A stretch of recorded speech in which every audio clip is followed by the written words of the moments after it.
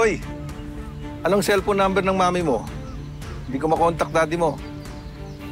Ikaw yata. Ano?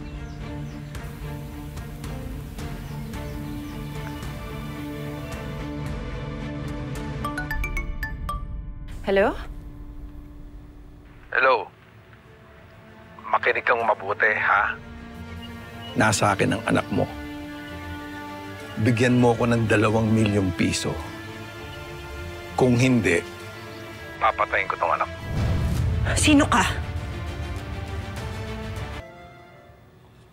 Hayop ka. Sino ka? Pag sinabi ko ba sa'yong ako si Donald Trump, maniniwala ka? Pinaglululoko mo kung siraulo ka, ha? Hindi ako naniniwala sa'yo. Ganon, ha? Sige, pakinggan mo to. Oh, magsalita ka. Mami mo yan. Mami, please help me, please na. Daddy, na kinuha ko ng lalaki na hindi ko kilala. Please, Mami! Help! Mami, help me! Ano?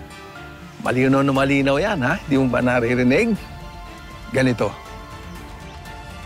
Ihanda mo yung 2 milyon. Ha? Itatawag ko sa'yo kung saan mo padadala yung pera.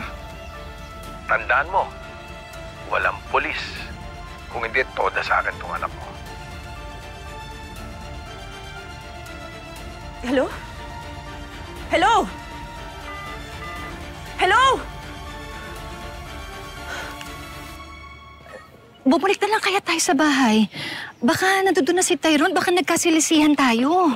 Alam mo, mabuti pa yan din ang iniisip ko eh. Kasi hindi ko na rin alam kung saan siya hahanapin. Sandali. Ha? Ano yun? Ano nga ba yan? Ay, teka. Notebook ba yun ni Tyrone? Oo. Bakit nandito? Ba't nandito sa kalye? Hindi ko alam.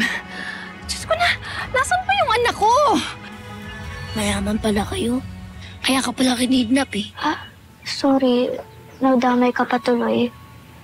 Hindi, okay lang yun. Hindi naman kita pwedeng pabayaan. Tsaka hindi naman kami mayaman. 1,000 nga wala naman si nanay. 2 million pa kaya? Taas. Si nanay kasi nagtatrabaho lang sa flower farm. Kaya mahirap kami. Wala kaming pera. Yun! Sabi na nga ba eh. Ha? Kaya familiar ka eh. Alam ko kung kanino kang anak. Gusto ko sanang magtanong tungkol sa anak ko. Tungkol sa anak kong babae, isa sa kambal. Kilala niyo po si nanay? Oo. Kilala ko ang nanay mo. Tama nga ako. Ikaw yung isang anak niya. Hanggang ngayon, nakukonsensya pa rin ako dun sa ginawa kong pagpapalit sa anak ni Rosel at anak ni Melania. At ikaw naman, siyempre kilala ko rin kung sino ang tatay mo at nanay mo. Ready ka nang malaman na lahat yung sikreto mo? Paano mo kaya ipapaliwanag sa asawa mo yan? At paano mo ipapaliwanag kay Rosel na ninakaw mo yung anak mo?